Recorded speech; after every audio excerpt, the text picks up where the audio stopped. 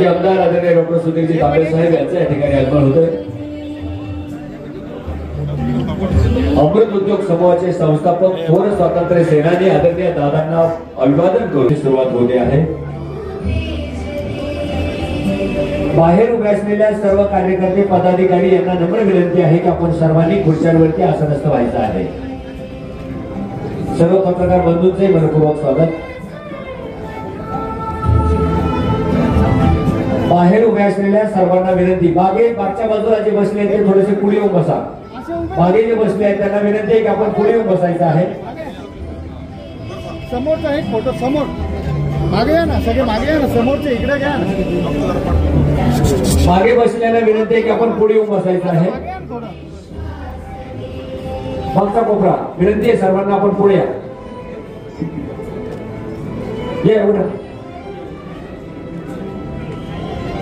दक्षिण तालुका ही वाटचाल करताना 9 लाख लिटर उत्पादन करणारा संगमनेर तालुका ठरला। नामदार थोरात साहेबांच्या नेतृत्वाखाली आणि साहेबांचा सन्मान सत्कार या 48व्या वार्षिक सर्वसाधारण की काँग्रेसच्या राष्ट्रीय वर्किंग कमिटीचे सदस्य महाराष्ट्राचे वरिष्ठ नेते आदरणीय नामदार थोरात साहेबांचा सन्मान सत्कार या वार्षिक सर्वसाधारण सभेत होतो आहे।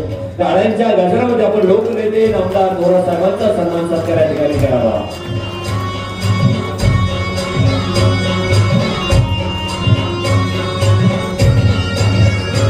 जोरदार टाळ्यांच्या गजरामध्ये आपण साहेबांचं स्वागत सन्मान करूया।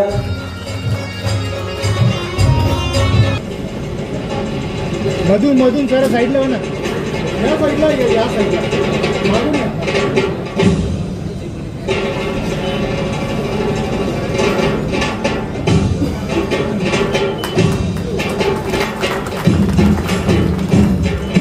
साहेबांना विनंती आहे की आपण आदरणीय खेमदार साहेबांचा सन्मान सत्कार करावा।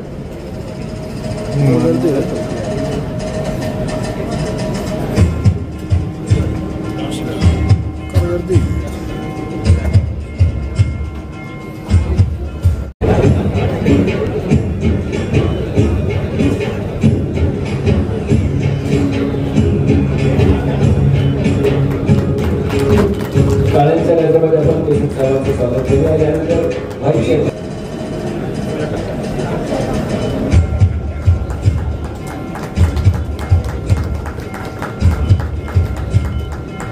संघाचे आपले सर्व संचालक मंडळ, मोठ्या संख्येने इथं उपस्थित असलेले आपले सर्व दूध उत्पादक बंधूंनो, त्याचबरोबर आपल्या दूध संघाचे एमडी डॉक्टर बिलारी साहेब, श्री शिंदे साहेब आणि दूध संघाचे आपले सर्व अधिकारी, विभाग प्रमुख, सर्व कर्मचारी, उपस्थित बंधू आणि भगिनींनो, आज 48वी वार्षिक सर्वसाधारण सभा आपल्या या ठिकाणी होत आहे।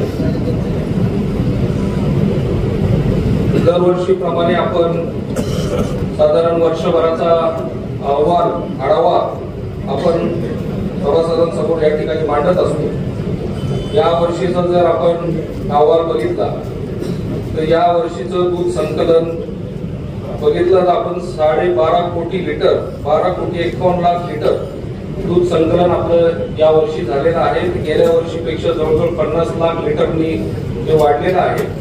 आणि या वर्षात मार्च एंड पासून ते आतापर्यंत साधारण आपलं दूध वाढायचा काळ हा मे महिना आणि जून महिन्याचा पहिला आठवडा असतो। तर ह्या वर्षामध्ये मे महिन्यामध्ये आपण 4 लाखाचा टप्पा पार करू असं चित्र त्या ठिकाणी निर्माण झालं। मात्र आपल्याला परिस्थिती माहिती आहे की पाऊस लवकर सुरू झाला, 20 दिवस, आणि 3.95 पर्यंत 3,95,000 असं उच्चांकी उत्पादनापर्यंत आपण त्या ठिकाणी टप्पा गाठला। 2-4 दिवस जर पाऊस उशिरा आला असता तर आपण 4 लाखाचा टप्पा या वर्षामध्ये पूर्ण केला असता। तर अशा पद्धतीने दूध संकलनामध्ये आपल्या चांगली वाढ त्या ठिकाणी झालेली आहे। दूध खरेदी रुपये आपण जर बघितलं तर 404 कोटी रुपयाची दुधाची खरेदी आपली झालेली आहे। याचा अर्थ की 404 कोटी रुपये आपल्या दूध उत्पादकांच्या खिशामध्ये वर्षभरामध्ये आपल्या दूध संघाच्या माध्यमातून त्या ठिकाणी गेलेला आहे। म्हणजे किती मोठा अर्थकारण हे आपण आहे आपल्या लक्षात येईल। 400 कोटी रुपये वर्षाला आपल्याला उत्पादकांना या माध्यमातून मिळतात। पण चहाचे छोटे छोटे टपऱ्या त्या ठिकाणी होते, छोटे छोटे दुकान असायचे, मात्र आता चहाची पद्धत बदललेली आहे. अमृततुल्य ही संकल्पना आली आहे. एवढे अमृततुल्य सरपंच, उपसरपंच आणि अमृततुल्यामध्ये जो चहा असतो त्याच्यामध्ये शक्यतो म्हैस दुधाचा वापर त्या ठिकाणी केला जातो.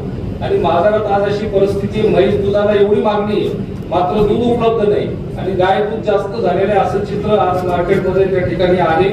दुसरं चहाच्या बाबतीतच आणखी एक त्या ठिकाणी पुढे आलेले ते म्हणजे शहरात काही आता शहरात ते फॅड होतं ते म्हणजे कोरा चहा प्यायचं सगळ्यांनी. हे शहरापुरतं मर्यादित होतं मात्र आता हे फॅड आपल्या गावापर्यंत आलेले. ग्रामीण भागात आपण सकाळी बसलो आता तर कोरा चहा मागतो आणि एखाद्या दूध उत्पादकाच्या घरी गेलं त्याच्या घरी बाहेर गोठा असतो, 100 लिटर डेअरीला दूध घालत असतो मात्र तो आपल्याला घरी गेला कोरा चहा घेणार का विचारतो. त्यातही आता ते फॅड म्हणजे त्याला ते लिंबू वगैरे कापून लिंबू घेणार का.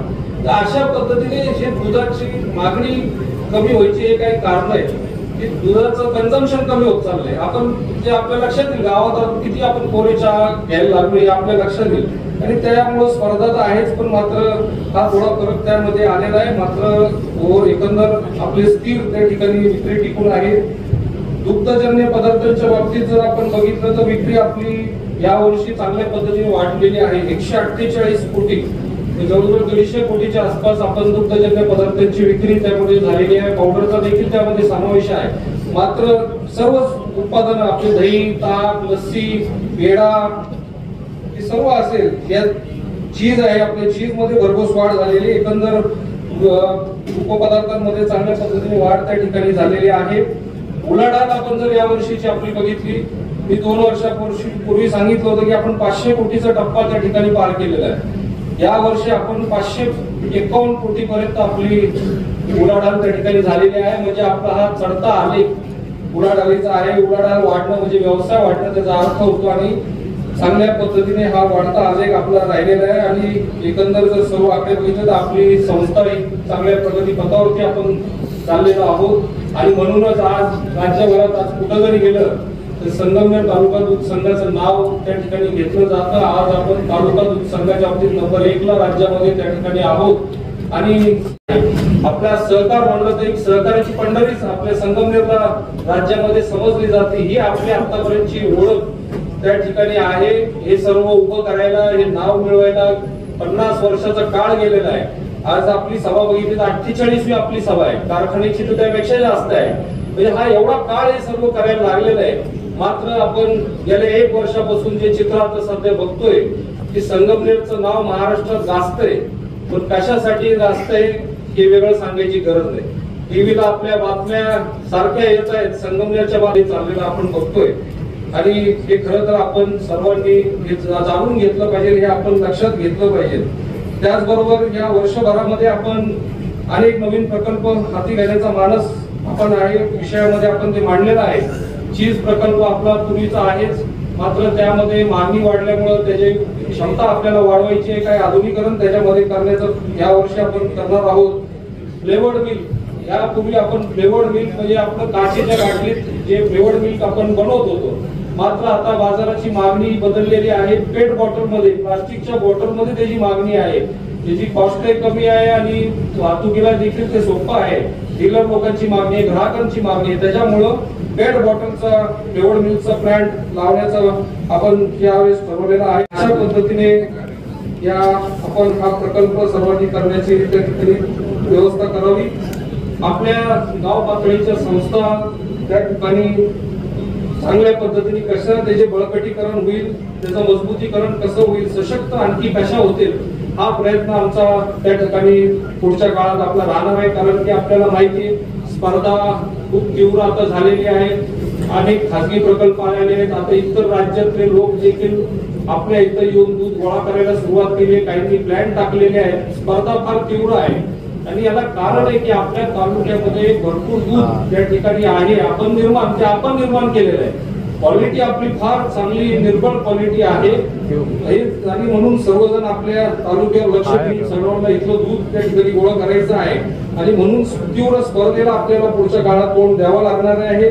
म्हणून आपल्याला आता काही बदल काही करावं लागतील. आपल्या पद्धती बदलावं लागतील, सिस्टम मध्ये बदल करावं लागतील. आणि नवीन हे बदल आपल्याला जाणीवपूर्वक हे आत्मसात त्या ठिकाणी करावं लागणार आहे. त्यासाठी आपली महत्वाची भूमिका आमच्या सर्व डेअरीचे चेअरमन असतील, व्हाईस चेअरमन असतील, आमचं सर्व गाव पातळीचं संचालक मंडळ असेल, आमचं सचिव असेल, त्यांना जाणीवपूर्वक आपल्याला सर्वांना प्रयत्न करावा लागणार आहे. त्यासाठी आम्ही वेळोवेळी आपल्याला आता काही मिटिंग आम्ही त्या ठिकाणी घेऊ, ट्रेनिंग आपण त्या ठिकाणी करू आणि आपलं कमीत कमी खर्चामध्ये आपण कसं आपल्या संस्था चालू शकतो हा प्रयत्न आपल्याला पुढच्या काळात करायचा आहे. आणि यात सर्वांना आपल्याला साथ सर्वांची आपल्याला त्यामध्ये लाभणार आहे. केंद्र सरकारने हे वर्ष आंतरराष्ट्रीय सहकार वर्ष म्हणून जाहीर केलेलं आहे. खरं तर सरकारचं म्हणणं आहे की आपण सहकाराचं महत्व लोकांपर्यंत पोहोचलं पाहिजे, सहकारी संस्थांचं महत्व लोकांपर्यंत पोहोचलं पाहिजे, सहकारातून काय बदल होतो हा लोकांना सांगितलं पाहिजे. ही सरकारची ह्या वर्षीची भावना आहे. मात्र आपण गेले 50 वर्षापासून या सहकारामध्ये काम करतोय. आपल्या सहकारी संस्था 50 वर्षापासून यामध्ये काम करतायत, या स्थापन झालेल्या आहेत. आपल्याला काही फार काही सहकाराचं महत्व सांगायची गरज नाही. हे सर्व आज उभं राहिलेले आपल्या तालुक्यामध्ये हे सहकाराच्याच माध्यमातून उभं राहिलेले आहे. आणि म्हणून आपल्याला नव्या पिढीपर्यंत हे सहकाराचं महत्व पोहोचवण्याचं काम त्या ठिकाणी करावं लागणार आहे. त्यामध्ये आपल्याला सर्वांना वाटा आपल्याला उचलावा लागणार आहे. मोठा प्रश्न बागडगाईंचा निर्माण झालेला आहे. त्याला जोड म्हणजे आता गोरे जे जन्माला येतात ते फक्त संगमनेर तालुक्यातच जर कमीत कमी मी सांगतो जास्त संख्या असू शकते 5000 गोरे महिन्याला तालुक्यामध्ये जन्माला येतात. जास्त असेल पण कमी नाही. आणि मग यांचं करायचं काय? 5000 महिन्याला जे जन्माला येतात हे काय वाढून मोठे करून त्यांना काही शेतकऱ्याला त्याचा उपयोग काही नाही होणार आहे. आणि मात्र हे बंदी आल्यामुळं हा प्रश्न मोठ्या प्रमाणावर निर्माण झालाय. ग्रामीण भागात फार तीव्रता याची खूप आहे. अनेक ठिकाणी तर रस्त्यावरती असे सोडलेले दिसतात, घाटांमध्ये त्या ठिकाणी दिसतात. मात्र जे शेतकरी आपले एक प्रामाणिकपणे खर्च सांभाळतात ते फार मोठ्या प्रमाणावर दररोज 1-2 लिटर दूध त्यांना पाजावं लागतं. महिनाभर सांभाळायचं म्हणजे तरी 60 लिटर दूध त्या गोऱ्याला जाणार आहे. आणि 60 लिटरचा जर हिशोब केला तर आपलं तुम्ही शेतकऱ्याचं किती आर्थिक नुकसान होतंय हा आपण विचार करा. मात्र आपल्या संकल्पनावर त्याचा किती परिणाम होतोय हा देखील आपल्याला विचार करावा लागणार आहे. आणि म्हणून शासनाने या तातडीने ह्या अतिशय गंभीर अशा प्रश्नावर त्या ठिकाणी शासनाने लक्ष घातलं पाहिजे. एक संकट आपल्या समोर येतं ते म्हणजे लंपी 2 वर्षापूर्वी आलं होतं. त्यात बरेच नुकसान झालं. अनेक गाया त्यामध्ये दगावल्या, वासरं दगावले. या वर्षी पुन्हा आलेला आहे. आपल्याकडेच नाही संपूर्ण महाराष्ट्र देशामध्ये आलेला आहे. मात्र थोडी तीव्रता कमी आहे. पण ज्या पद्धतीने गेल्या वर्षी शासनाचं लक्ष होतं, लसीकरण झालं होतं, लसी उपलब्ध करून दिलं, या वर्षी मात्र तसं चित्र दिसत नाहीये.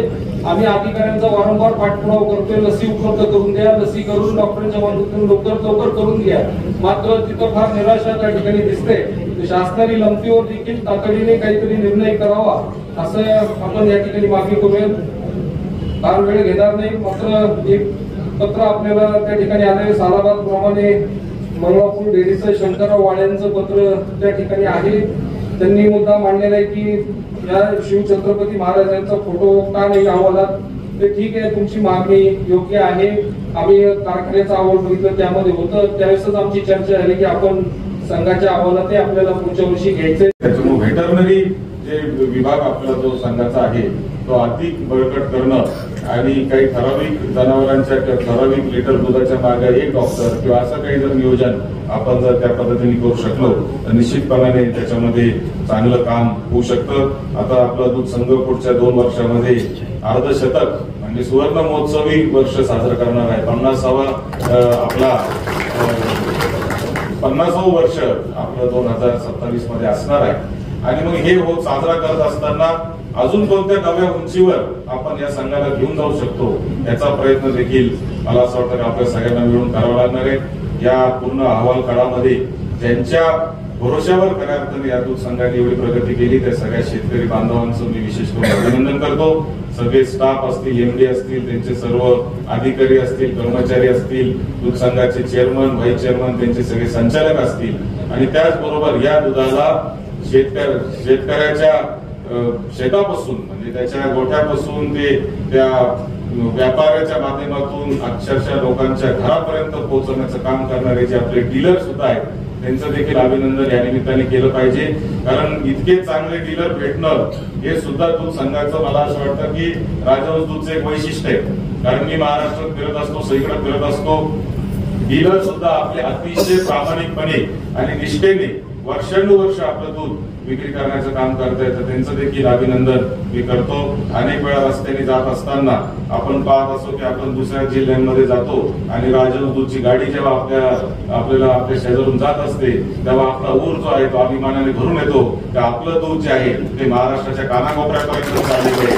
आणि 12.5 कोटी रुपये दुधाचं उत्पादन करणं ही काही चेष्टा नाही. आणि म्हणून हे सगळं काम करणाऱ्या सर्व दूध संघाच्या स्टाफचं, सगळ्या कर्मचाऱ्यांचं, सगळ्या पदाधिकाऱ्यांचं, सगळ्या शेतकरी बांधवांचं, डीलरचं, सगळ्या या संघाशी संबंधित असलेले कोण ठेकेदार असतील, त्यांचे सप्लायर असतील, सगळ्यांच्या योगदानातून हे उभं राहिलेलं आहे. आणि सहकारमर्षी स्वातंत्र्य सेनानी भाऊसाहेब थोरातांचं स्वप्न खऱ्या अर्थाने नामदार बाळासाहेब थोरातांच्या मार्गदर्शनाखाली आता पूर्ण होताना आपण सगळेजण पाहतोय. आणि 50व्या वर्षाकडे आपल्या दूध संघाची वाटचाल आपण यशस्वीपणे पार पाडतोय. त्याबद्दल तुमचं सगळ्यांचं अभिनंदन करतो आणि थांबतो. धन्यवाद. आणि अशी ही वाटचाल 50 वर्षाची यशस्वी वाटचाल होणं ही काही सोपी गोष्ट नसते, लक्षात ठेवा. आपण कायम पाहिलं संस्था कायम आपण वरच्या क्रमांकानं थोडं सरकत चाललेलं आहे. अनेक दूध संघांच्या जनरल मीटिंग होत असतील, परंतु 2000 लोक उपस्थित असलेली दूध संघाची जनरल मीटिंग कदाचित गोकुळची असेल, कोल्हापूरची. एवढ्या मोठ्या संख्येनं दूध घालणारे संस्था आणि असे संस्था बोलवल्या असतात 150 लोक झाली असते, एका खोलीत बसवली असते तरी मीटिंग संपली असते. पण आपण सगळ्यांना बोलवतो, सगळी चर्चा करतो, वर्षाच्या कामकाज काय काय केलं हे सांगण्याची संधी या निमित्तानं चेअरमनला मिळत असते, संचालक मंडळाला मिळत असते. आणि असं आत्मविश्वासानं त्यावेळेसच पुढे जाऊ शकतो माणूस का ज्यावेळेस चांगलं काम करतो. लक्षात ठेवा. नाही तर 100 मीटिंग केली, गुंडाळली, लिहिलं, कार्यक्रम संपला, असं करता येतं. पण हे आत्मविश्वासानं जाणं वर्षभर केलेल्या कष्टामुळे होत शक्य होत असतं. हे लक्षात येतं. कुणीतरी काम करत असतं, काय करता किती ताण तुम्हाला असतं तुम्हाला सगळ्यांना माहिती. 2 टाइम कार्यक्रम आहे. आता रांगेत उभा राहायला का नाही, कसं तर किटल्याकडं पुढं ठेवतोय, दुधाचं घातलं कसं, काही केलं काय होतो, एक बसून सगळं कार्यक्रम 2 टाइम चालतं आणि दूध आणून घाललं लागतं. इथं परत त्याचं इथं सुरुवात होतं. म्हणजे हे सोपं काम नाही, हे पहिलं लक्षात ठेवलं. जसं दूध धंदा करणं, दूध उत्पादकांकरता सुद्धा सोपं नाहीये. 4 गाया असल्या ना तर त्याला सुट्टीच नाही समजायची. 4 गाय काय पाहुणे का पाठवून गेलाय तीर्थयात्रेला असं करताय तुम्ही. तो काही झालं तरी सकाळ संध्याकाळ घरीच असावा लागतो. ही वस्तुस्थिती आहे. खूप कष्ट, खूप मेहनत, खूप श्रम, परंतु रात्री मात्र निवांत झोप. कारण दमलेले जेवढे असतं का आपोआप झोपतात सगळे. हा जो धंदा आहे तो अक्षर सांगतो तो. इथं आळशी माणसाचं काम नाही. आळसाला जागाच नाही. जिवंत मशीन आहे. सहज म्हणून गोष्ट सांगतो की मी मिनिस्टर असताना कृषी मंत्री होतो आणि आमचेच काही मित्र त्यावेळेस पशुसंवर्धन मंत्री होते आणि नावाचा. त्यांनी विदर्भामध्ये गाया वाटायचा कार्यक्रम चालू केला आणि मी पाहुणा त्या गाया वाटण्याच्या कार्यक्रमामध्ये मी सांगायचो, अरे गाय घेऊन राहिले या शेतकऱ्याला तुम्ही पहिलं गाय चांगली आणली पाहिजे, तिला दूध दिलं पाहिजे, ती भाकड निघालं तर काय व्हायचं. परंतु गायीचं दावं हातात तुम्ही देतात त्या टक्केला, त्यापासून प्रश्न चालू होता. पहिला प्रश्न चालू होता की तिला पाणी पाजायचं, चारा घालायचा, टेम्पो मध्ये चालवायची. सोपे काय टेम्पो मध्ये चालवायचं, त्याला एक हे लागतं, असं वाटा लागतं तिथे टेम्पो मध्ये चालवायचं, फिरून जायचं. उतरल्यानंतर लगेच कार्यक्रम चालू आहे. खुटी ठोकण्यापासून तिला लहानचं त्याच्यावर लगेच पाणी द्यावं लागतं, लगेच चारा द्यावा लागतो, परत विश्रांती नाही करायला. औषध पाणी यायचे, गाईला रोज धुणं यायचे, असं दुधावर तिथं दूध काढणे, वासराची काळजी घेणे, इकडं परत दूध घेऊन घालणे, इकडं परत आलं का परत चारा, परत पाणी, परत औषध, परत आंघोळ. कार्यक्रम आहे. दूध धंदा सोपा नाही, ही वस्तुस्थिती आहे. परंतु हे कष्टाचं काम करणारे 72 आपले दूध उत्पादक आहे, हे विसरून चालणार नाही. पाय जो जवळपास 9 लाख लिटर दुधाचं उत्पादन तुम्ही पाहिलं नाही. साधारणतः जास्त साखर पट्टा किंवा गोटा या सगळ्या याच्यातून देवगाव क्षेत्रात एवढा मोठा आणि आश्वी हा सगळा भाग असं कडाचे दूध असे थोडे बाहेर काही जातात. याच्यातून 9 लाख लिटर दुधाचं उत्पादन करणारा हा तालुका आहे. कौतुक करावं तेवढं थोडं कौतुक. खरं सांगतो, एक अर्थव्यवस्था सक्षम करण्यामध्ये या व्यवसायाला खूप महत्व आहे. ज्याला काही नाही, शेती थोडी आहे, कधी एकर आहे 2 एकर आहे, असे सगळे दुधावरच बरं चाललंय त्यांचं ही वस्तू. आणि हे सगळं आपण करत असताना याचा पाया घालण्याचं काम तीर्थो भाऊसाहेबांनी दादांनी पुढाकार घेतला. डॉक्टर अण्णासाहेब शिंदे मंत्रिमंडळामध्ये, केंद्रीय मंत्रिमंडळामध्ये 15 वर्ष या विषयाचे मंत्री राहिले. अन्न आणि शेती मंत्री त्यांना म्हटलं आहे. 15 वर्ष होते, केंद्रामध्ये मंत्री होते, परंतु नंतर येऊन झोकून दिलं त्यांनी याच्यामध्ये स्वतः.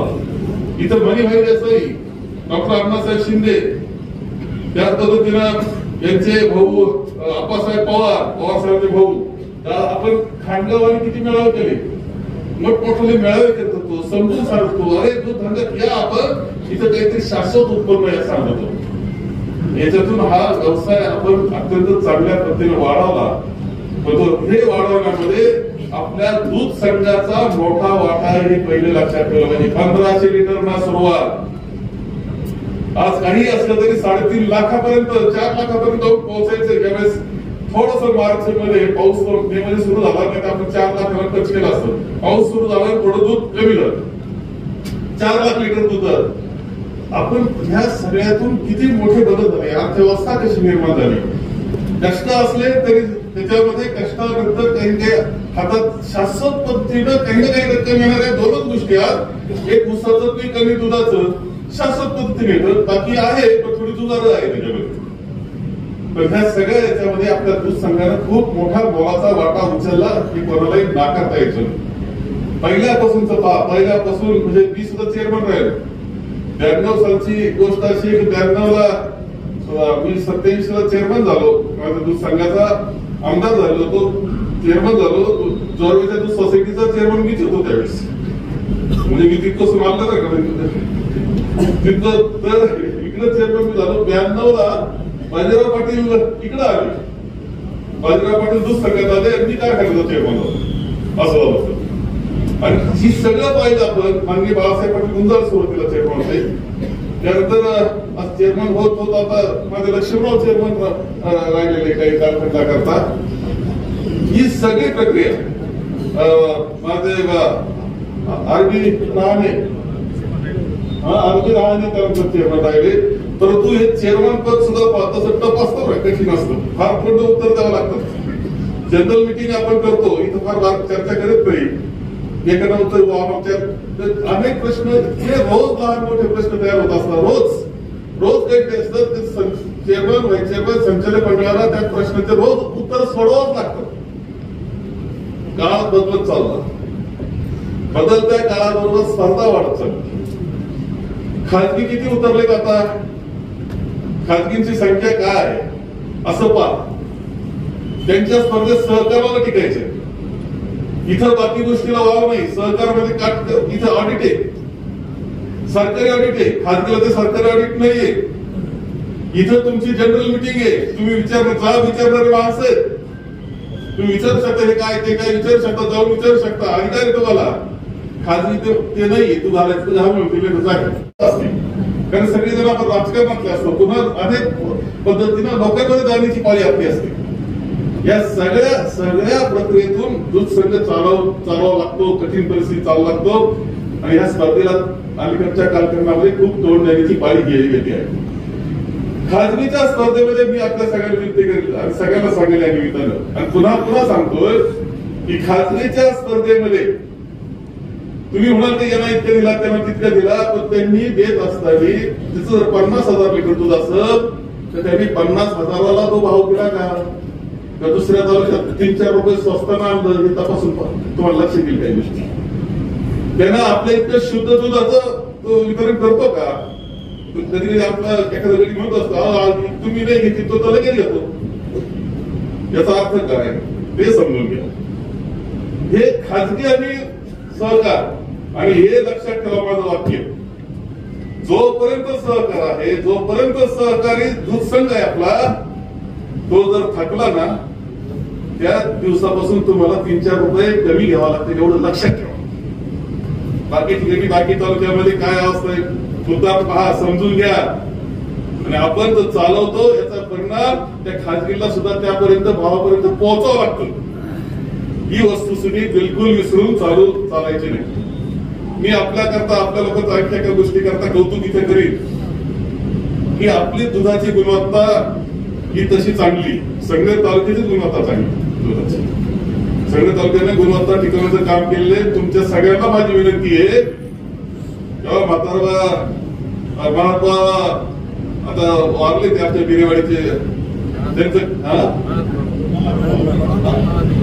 बाबा आमचं, मी कायम सांगतो, प्रत्येक जनरल मिटिंगला सांगतो, कारण ते खरंच खूप सुंदर उदाहरण आहे नांदच्या बिरेवाडीचे. आता वारले ते वयाच्या 104व्या वर्षी गेले. इतकं चांगलं, मी भेटायला गेलो तर ते पास तिकडे तोंड होतं, गाय व्हायचे पोरं काम करत होते, माग उभा राहिलं, त्यांच्या लक्षात आलं नाही, मिनिस्टर होतो मी. ते म्हणत होते, पोरांनो पिठल्या धुवून घेतलाय का, भांडे धुवून घेतले का सर्विक धुवा, आणि काही घालू नका बरं का त्या दुधात, काही घालू नका. लोकांच्या पोराबाळाच्या तोंडात मुखात हे दूध जातं, हे लक्षात ठेवा. केवढं मोठं मध्ये रे, लोकांच्या पोराबाळांच्या मुखात हे दूध जातं असं म्हणणं, ती काळजी करणं, ही संस्कृती आपली असली पाहिजे, तुमची आमची असली पाहिजे, लक्षात ठेवा. हे पाणी घालून आणि हे ते घालून 4 पैसे मिळवा तुम्ही, पण ते चांगलं नाही, मानवतेचं नाही, आपली संस्कृती ती नाही, लक्षात ठेवा. तेव्हा या सगळ्या याच्यातून मी आत्मांना सांगत असतो, अरे तुम्हाला पेढा खायचा ना, राजरस्सा खा, असं म्हणण्याचा अधिकार मला आहे. कारण जेवढं तुम्ही दूध घालता त्यात काही भेसळ न करता आपला पेढा तयार होतो. पनीर तुम्हाला अलीकडच्या कालखंडामध्ये पनीर सांगतो, पनीर काही खरेदी का पनीरचं, पनीर इतके बनावट पनीर तयार व्हायला लागले, बनावट पनीर किती तयार करायला गेलं तरी तुम्हाला 300 रुपयाच्या कमी पनीर तयारच होऊ शकत नाही. 160 न घेतात तसे हा प्रश्न आहे, खरं सांगतो तुम्हाला. म्हणजे आपण काय खातोय लक्षात आलं, तुम्ही आपल्याला जातो ना, काय पनीर काय होतं, काही खरं नाही. 150 रुपयाला पनीराची भाजी खाऊ नका बरं का, तुम्हाला ज्यादा पैसे दुसरीकडे मोजावं लागतील औषधात. आईस्क्रीम तुम्हाला खरं वाटतं का आईस्क्रीम खरे, आईस्क्रीम सुद्धा वनस्पती ऑइल असतं ना, डालडा म्हटलं का लक्षात आपल्याला, त्या डालडापासून आईस्क्रीम बनायला लागले. क्विंटलच्या क्विंटल खरे, कोणत्या राज्यात येतात ते सांगत नाही मी, क्विंटलच्या क्विंटल खरे येतात आणि पकडले जातात तणानं. ते गुजरातचं नाव घेऊ नका.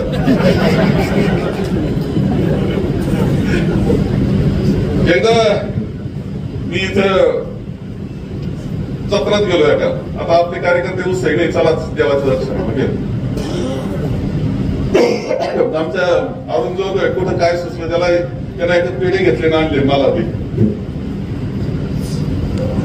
साहेब म्हणले मस्त चव चांगली, बरं चव चांगली तर खा पडायचं, खायला म्हणलं काय टेस्टी पेढा रे.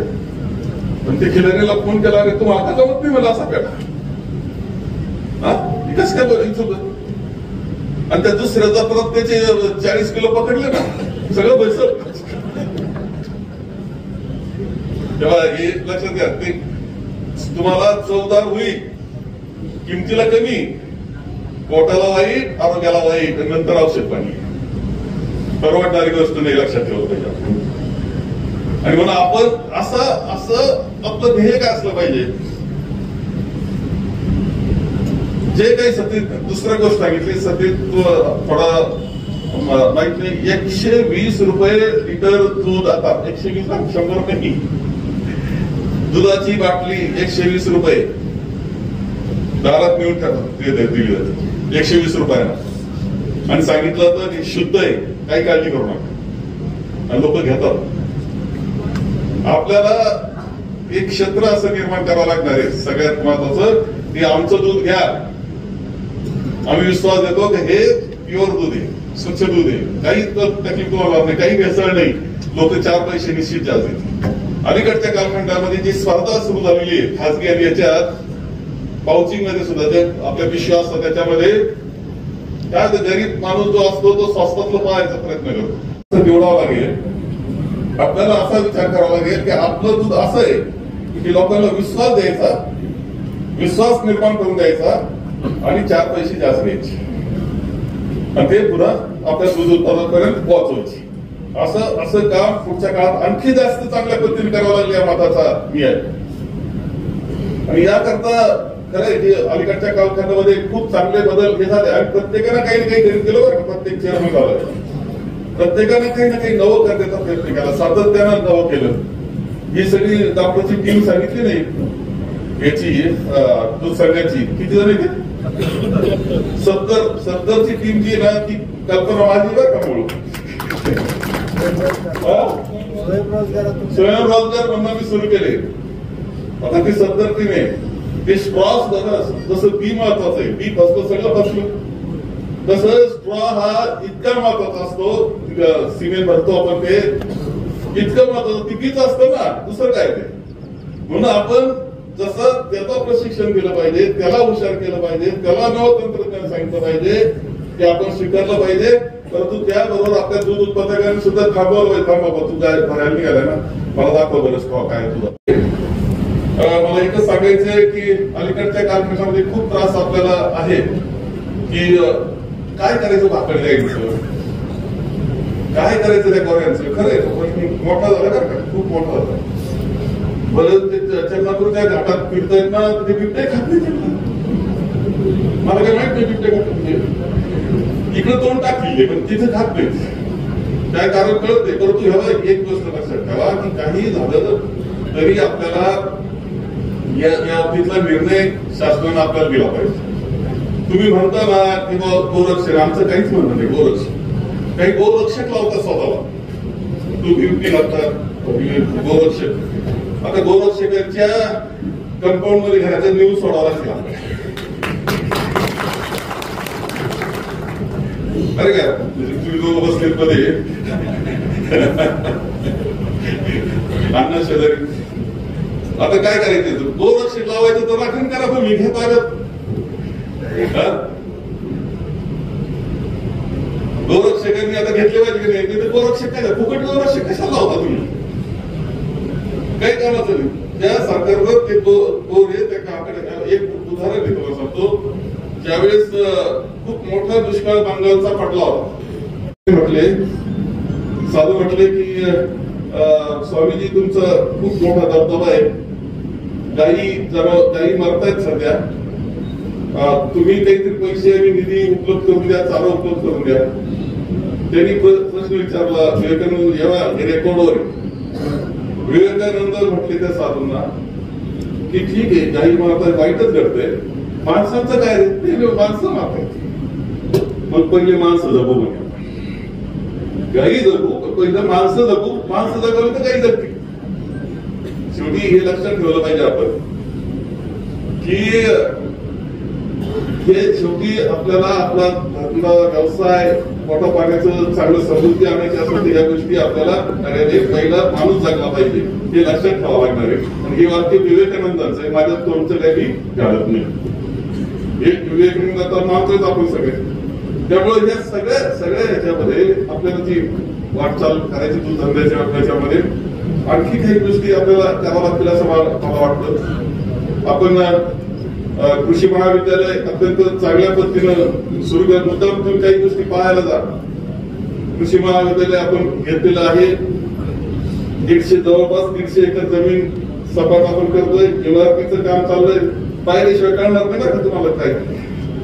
आणि आपला विषय तिथं सुद्धा व्हेटरनरीच्या बाबतीत आपल्याला काय करता येईल. व्हेटरनरी कॉलेज जे आहे ना ते फारच अवघड गोष्ट आहे. त्याला ते कॉलेज व्हेटरनरी कॉलेज जे असतं त्याची म्हणजे माणसाच्या एमबीबीएस कॉलेज इतकंच त्याचा खर्च सगळं उभं राहतो.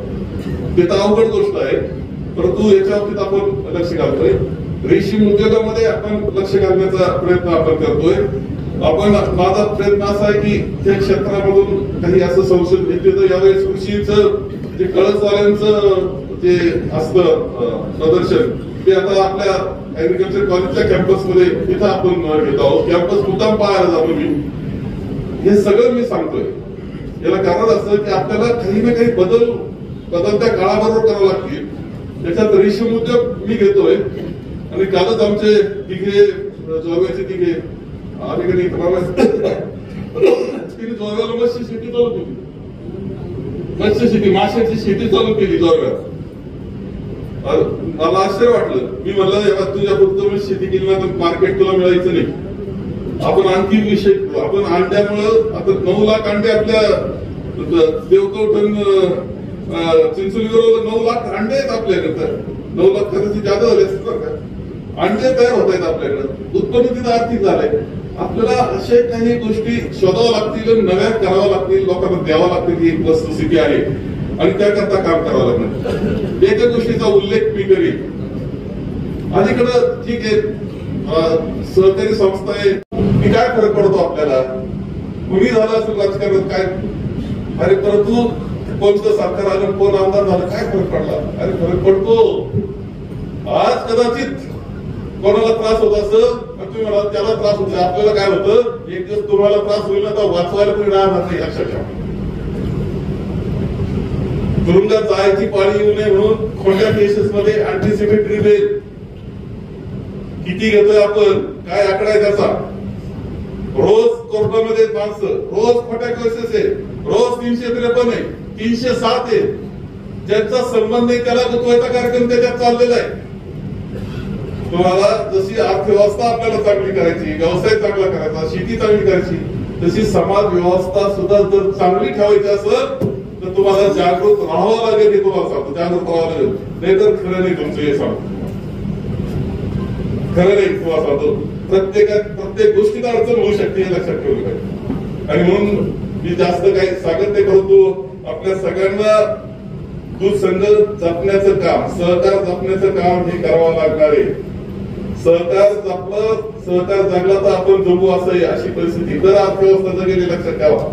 बाजारपेठेने सुद्धा लक्षात ठेवलं पाहिजे संघाच्या. अरे सहकार आहे ही सगळी धडपड आमची आहे.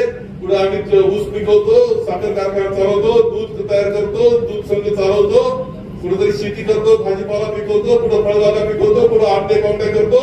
म्हणून बाजारपेठ भरलेली विसरून जाऊ नका.